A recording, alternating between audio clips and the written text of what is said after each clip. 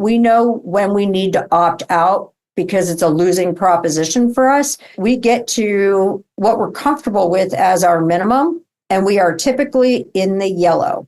We have won being in the yellow, and we have lost being in the yellow. And there's no pattern other than your procurement coming back and saying, well, you lost on price or you won, but you weren't the lowest provider. We don't have the tangible pattern from a pricing perspective. My name's Mike Lander, and you're listening to Higgle, the B2B Sales Club podcast, where we bring you actionable insights about sales RFPs, negotiations, and difficult procurement discussions from sales leaders, brand leaders, and procurement leaders. Please subscribe to get updates when new episodes are released.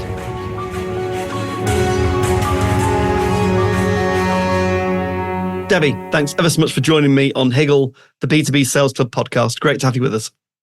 Well, thank you. Thank you for having me. I'm very excited about talking to you. I know we always have a good, rewarding conversation around one of my favorite topics. Exactly. And we always come from different perspectives, given I was an ex-buyer as well. I think it gives a very rich conversation that we always have. Hopefully a valuable one as well, hopefully. Yep. So before further ado, Debbie, kind of tell people that are listening, who are you? What do you do? What does your business do? And something unusual about yourself. Okay, well, I'm Debbie Kaplan. I am the Managing Director and Chief Delivery Officer at Mosaic.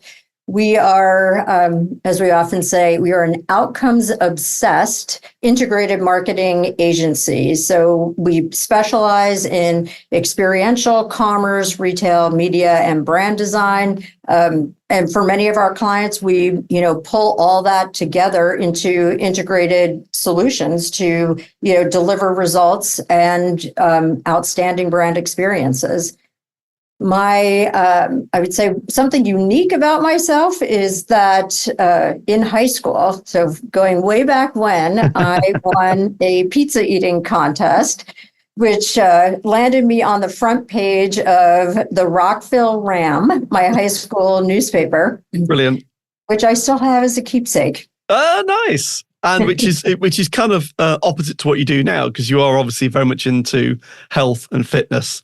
Yeah, I'm not sure I would sit down and eat an entire pizza today. However, back in the day, certainly was a good time. Exactly.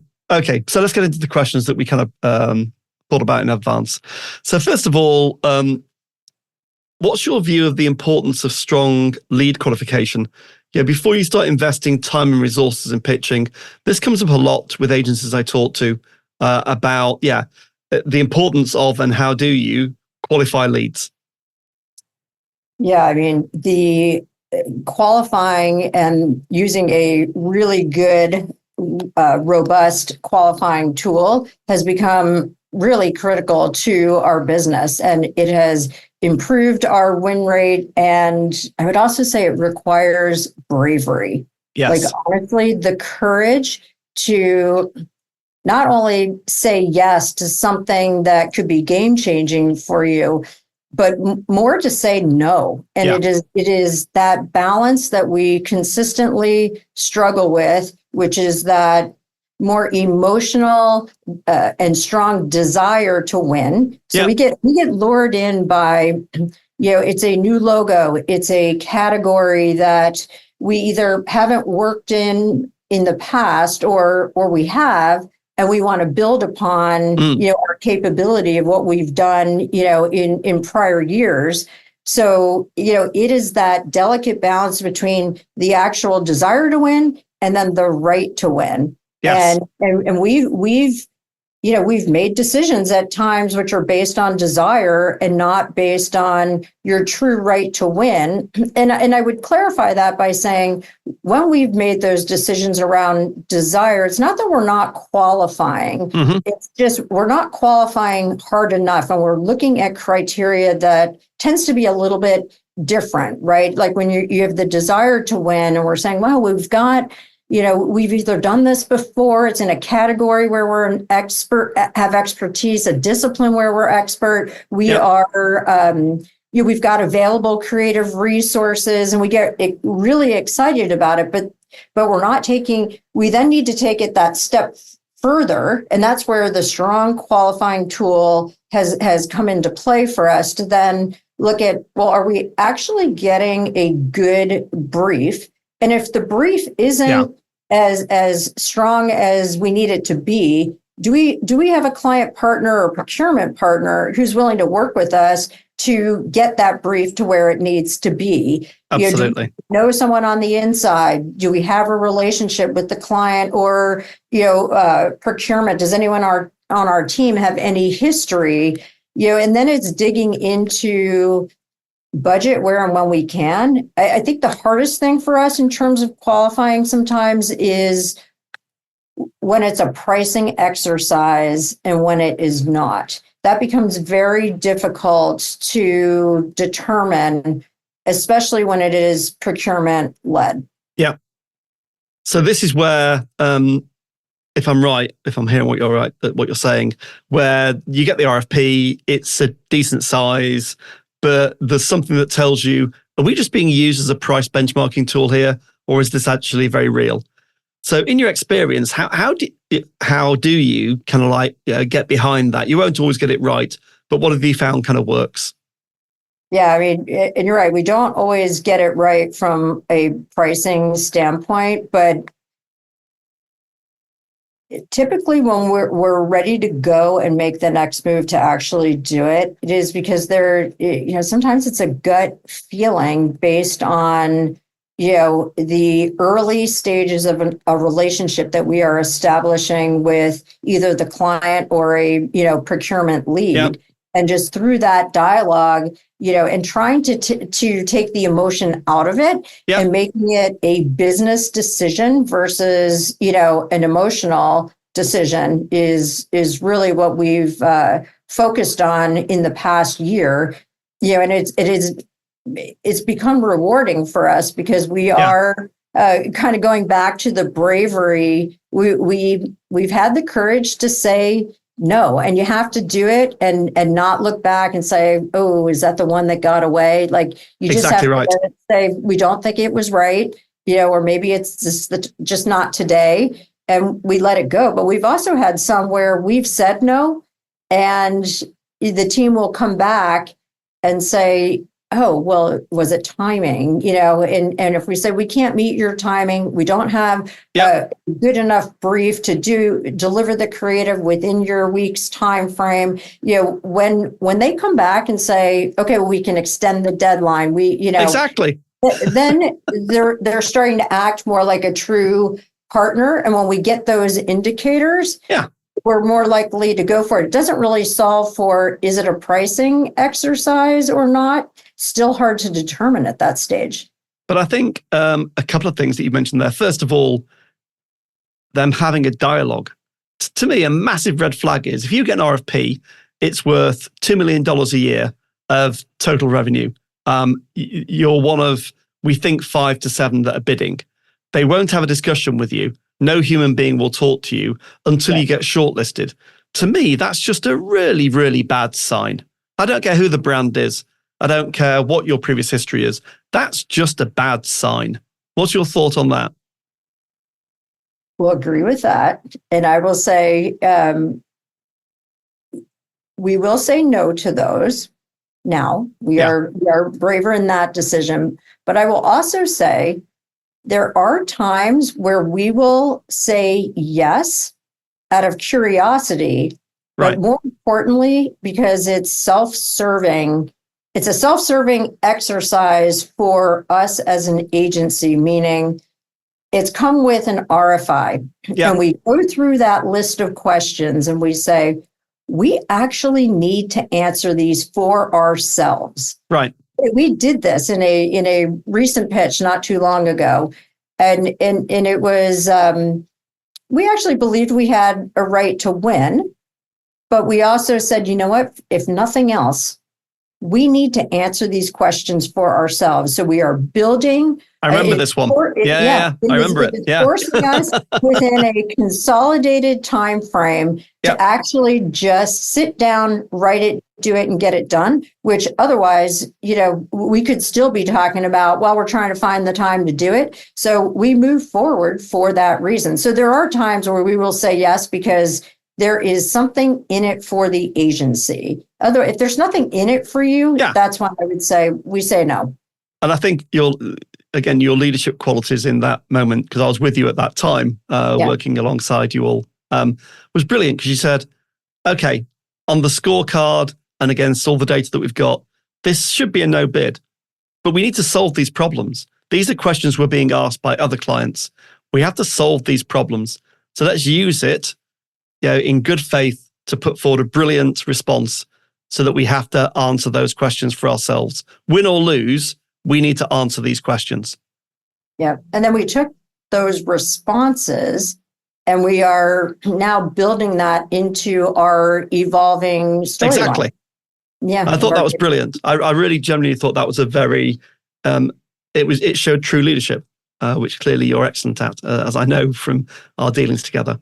The other thing I think you just mentioned is challenging the brief, challenging the procurement lead if it's a big RFP. And I can say this with quite a lot of certainty, having been a procurement director, is that's what I want. I want you to say to me, look, in our experience, you may have missed some stuff out on the brief, or the targets aren't clear, or there's no baseline, or you don't give us enough time. If I really want you as an agency, then I'm going to sit down and listen to you seriously about what your concerns are. And where I can, I'll flex the process. But do you think that is then a sign of when it is just a pricing exercise? Like when we're saying, sometimes it's hard to determine, but when, and we don't always get that clarity, on the brief. There's always the Q&A, right? And then there's a deadline on the Q&A. It becomes that difficult timing thing where you've got the procurement schedule, and that it's like you're going to get the responses a week after, which without those responses, in some cases, it's a little difficult to move forward. I mean, we move forward, but you're sort of parallel pathing without having all the proper information, and you get the responses back, and it really could change course of what you're doing. So you kind of lose a week when that happens. So when procurement is not willing to tighten the brief or engage in that conversation, is that an indicator that it's a pricing exercise? So this is a great topic, I think. So I'll give you, all I can do is give my personal perspective, because it's how I've behaved and maybe the observations I've seen of other procurement people. I think there's two questions you're asking. There's the standard kind of Q&As. So in the RFP, you'll have been told, ask all your questions before this date. We'll respond by that date. All answers go back to all parties. And so you do that, and you ask a lot of questions, and you're quite careful about what you ask, because it will reveal to other people what you're thinking. And then I get those, and we get 40 questions, and we respond back to all of them. To me, the answers you get to those, yes, they're relevant to helping you shape your proposal, absolutely. But then there's nothing in there that's going to make me change the way that I'm buying. I'm basically saying, you've asked questions, and you'll see it, Debbie, you'll see these. Out of 40 questions you asked, you'll get proper answers to 10. You'll get just no to like 10, 15, and you'll get some very lightweight response to the other like 15, 20. That's a sign that I'm just running my process. I'm being respectful, but I've got to get through this thing quickly. So that to me is a sign that if you don't know the people involved, you haven't got any previous experience, they haven't given you accurate targets, no baselines. That sounds more like a pricing exercise. Oh, and there's an incumbent that's done an okay job. That's got all the flavor of that's a pricing exercise. However, if you get me to change the way that I'm running the process, or you get me to change the questions I'm asking, or you get me to really change the shape of the brief, and I write to you and go, I haven't thought of that. I may have got the question statement wrong, the problem statement wrong. let me rephrase this. Can we have an hour with you to rephrase this? And then we'll restart the process. Or I might even stop the process. If you get me to do that, because I've had to do effort and work now I think you're in the lead. Now you're someone that actually is shaping the brief because you've made me do work, because you've given me insights about something I didn't understand properly. Right. That, I would say, is a very positive sign. It's not merely a pricing exercise. You've had to make me really think. Well, and also, how much of, from a procurement perspective, I'm also thinking, as I think about when we win and when it's going really well in the relationships with, clients, procurement, chemistry, things like that. How much of that is procurement, kind of leaning into that, in the early stages with an agency? Because I think that can go one of two ways, right? Like, it can be, maybe even a little bit of a struggle early on for some reason, from a communication standpoint. But as an agency, you can then just nail it in presentation. Yep. Or the opposite. You've got, great, relationship, and then, potentially fall short in the brief response, which may be a function of the brief more so than anything else. Does procurement have influence over that? And are they already formulating decisions in their mind? So I think it's a great topic. It'd be a great topic for a breakfast, actually, or a round table of some kind. Yeah. What would be great is to have brand directors, agencies, and procurement in the room talking about this topic. I did it with the guy called Gareth Turner, who runs he runs his own consultancy now. He's an ex-brand director. And it was really interesting having him in a room in the UK. We had it with him as an ex-brand director, who was obviously a buyer of agency services, me as an ex-procurement person, and agencies. And what Gareth said, and he kind of reconfirmed something that I've said to a few agencies, is he said, look, remember, it's not Mike's money. Mike's the procurement guy, sure. Well, that's fair. Yeah. But it's not his money. It's my money. So he said, in his role as the ex-brand director, he will have a agency of choice. And if during the process, it's very clear that the agency of choice really has knocked it out of the park, but they're a lot more expensive, procurement will say to him, so I'd say, Gareth, look, we've got 3 agencies, 2 were amazing, 1 was okay. It's down to those 2. You've got a strong preference. My recommendation is agency A, your preference is 50% higher. I want to declare a saving of some kind to my CFO. Given on my basis what I saw, I think we'd like to go for agency B. Gareth said to me, he said, ultimately, I'll listen to you, sure, but I'll decide because it's my accountability. Right. We don't get the uplift, or we don't get the brand recognition we're looking for, or whatever the activation is that we're trying to do. He said, I'll get fired, not you, Mike. So ultimately, I'll make the choice. But procurement will have a say, and they're a stakeholder, and I have to defend my choice. But he said, it's my budget. It's my money. It's not theirs. I thought that was very true. Yeah. Pricing is one, as you said, it's one of those topics we could talk about all day long. We've had a number of pitches in this past year that have gone to auction, which is just I hate that. Really tough. Really, in my opinion, it's a really poor procurement practice that we're up against. And or I should say we, as an agency and in partnership with our new business team, we've struggled to identify patterns in that process. Yep. So, when we lose on price, which happens sometimes, there's no pattern to say, it's your rate card. Our rates are not competitive. They're too high.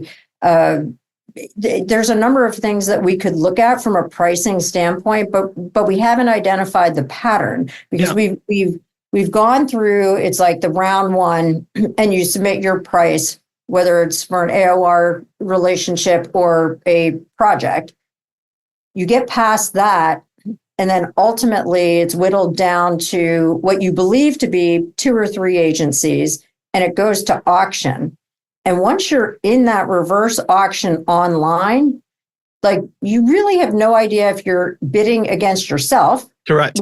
Procurement on the other end, or you're bidding against truly 1 to 2 other partners. Yep.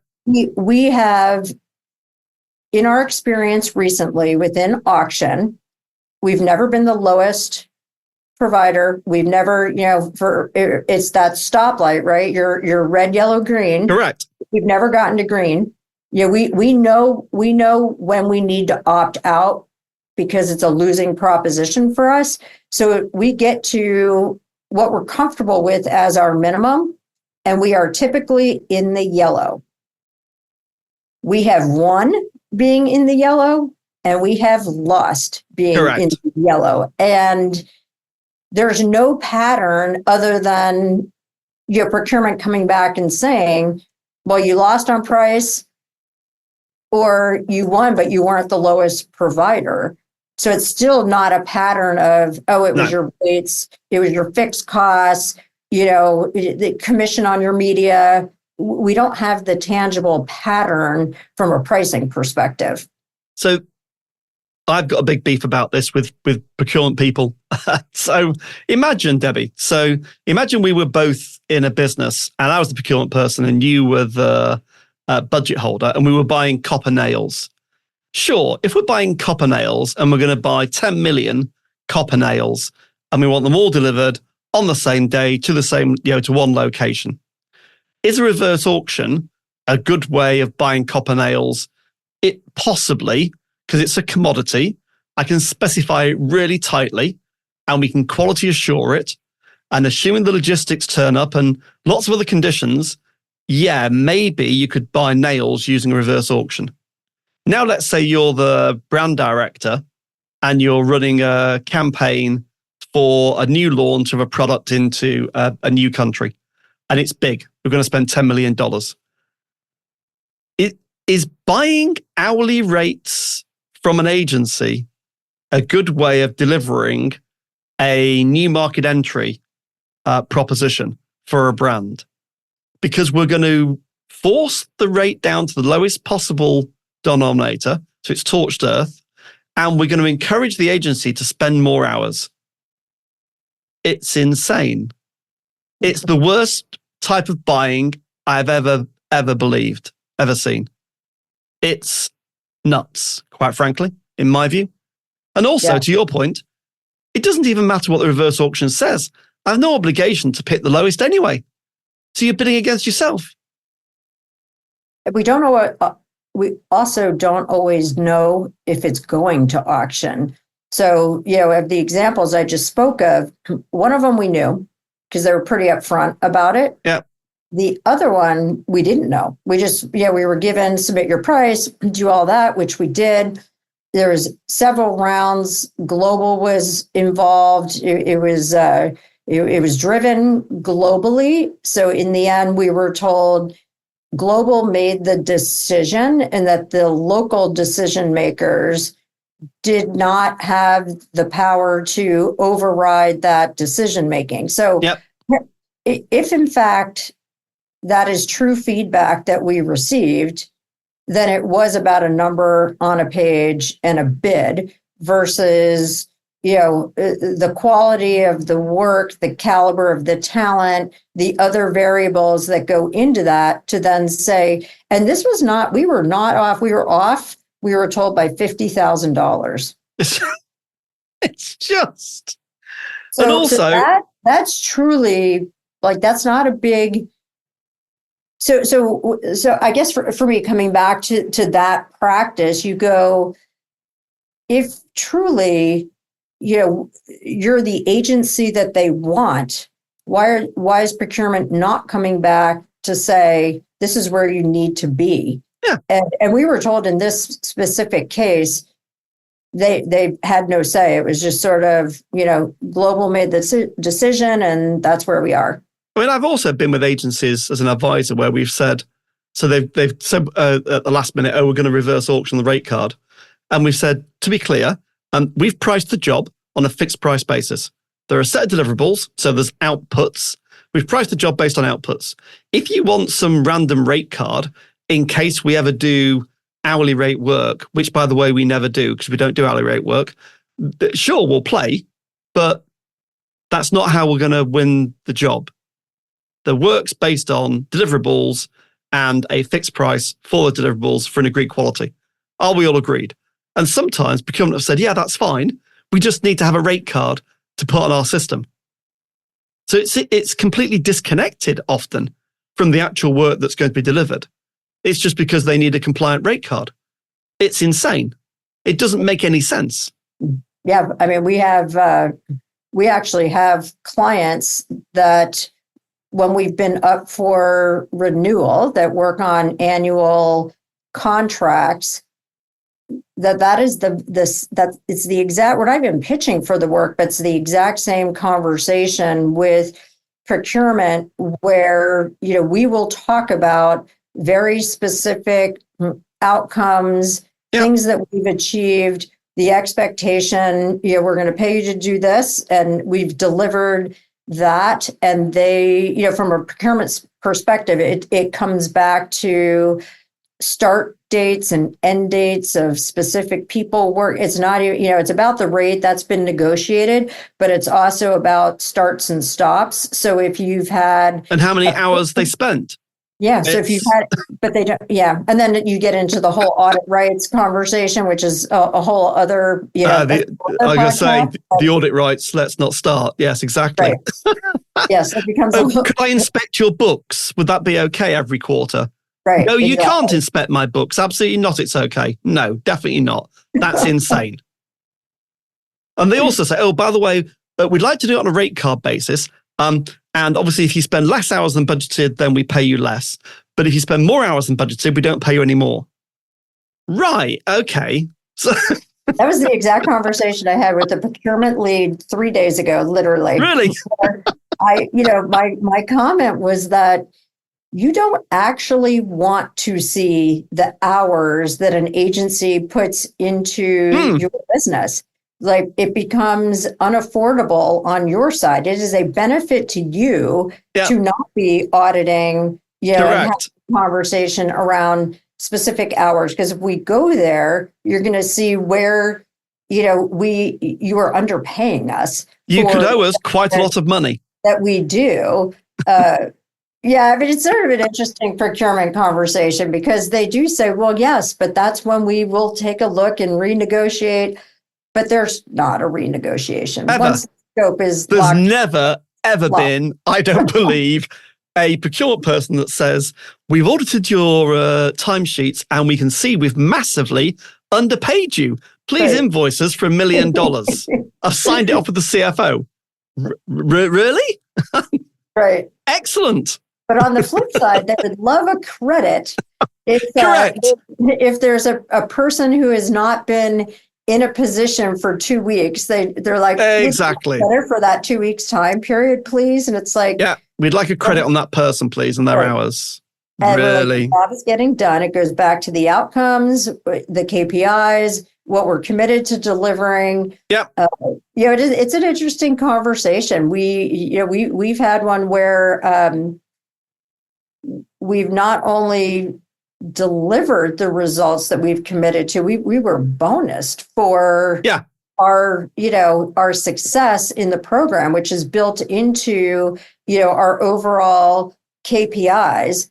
But procurement will still look at that in a black and white perspective of time and hours and rates. And it's like, but wait, over here, you're bonusing us for the great job we've done. Yeah. But on the other side, you then want to take a look at, if someone was out of position for 2 weeks' time, the job got done. Correct. Someone else overworked for those exactly same right. 2 weeks. Like, it's not, it's not negotiable. No, absolutely. Now, Debbie, I'm very conscious of your time. This has been a really interesting conversation around one simple question that went more places than we expected. So, do you want to cover the differentiation question, or do you want to close where we are? I'm quite happy with both, by the way. Happy to quickly cover the differentiation question. Just talk about that. So the question was, by the way, listeners, the question was, so I'll just go back to the question, Debbie, for a second to kind of frame it. We were going to say, over your career, what have you learned about the evolving nature of agency differentiation? What I have learned is that it is very difficult to define. Yes. Like, honestly, it is the one thing that is fluid. It is ever changing. It is like your agency capabilities. It's the minute you write them and you get them done, you're already working on the next iteration of them, because it is fluid and ever changing, which bleeds into the need to consistently invest in your people, invest in technology, to be able to be a thought leader, to drive innovation for your agency and ultimately for your clients. So to remain competitive, you need to continuously do that. I think in the sea of sameness, to specifically define it becomes incredibly difficult. And it comes back to, we often talk about our people. We talk about our human-centric approach, putting humans and people at the center and the core of everything that we do, understanding needs, wants, desires, and how that ties to a client's goals and objectives and their KPIs, ultimately to come up with the solutions. But even that is difficult to define on paper. We have it defined on paper, but it requires a good, robust conversation with a client to get them to understand what we do, why we do it, how it ties into and the benefit to them, which is why I'm not a huge fan of clients that say, well, just send me your capabilities deck, which we're happy to do that. And we often do. I'd agree with that. We want to follow that up with the conversation ultimately. Absolutely. Definitely. So we're continuously working on, our capabilities, our point of difference. And the industry evolves and changes at the speed of light too. If you go back in time, as an experiential is sort of the core of Mosaic, but you used to call experiential was field marketing. Yes. And field marketing evolved into experiential, and experiential has evolved into brand experience. And, it just everything there's an evolution to what we do. And so, aligning that with clients, expectations helps shape, the direction we go in. Exactly. I heard someone say the other day it's now called, is it multi-channel CX? I'm like, oh, okay. Right. It went from omni-channel. Exactly. Yeah, exactly. Correct. Yeah. So it evolves. Debbie, it's been amazing. I've really, really enjoyed the conversation. I love the bit about the whole reverse auction. It's a big bugbear of mine. Fascinating conversation. Where can people find out more about you, Debbie? Me personally on LinkedIn. It's a good question, because I think it's at D Kaplan, Kaplynn, probably, or that's for sure is my Twitter handle. Yeah, and probably I'll find you on LinkedIn as well. Yeah, but find me on LinkedIn. Happy to connect and have live conversation. It's a topic I'm extremely passionate about, and as you know, you can talk about this stuff all day long. Definitely, Debbie. It's been amazing. Thanks ever so much. Yeah, thank you. Appreciate it. Thanks for listening to Higgle, the B2B Sales Club podcast series with your host, Mike Lander. Please subscribe so that you'll catch all the next episodes.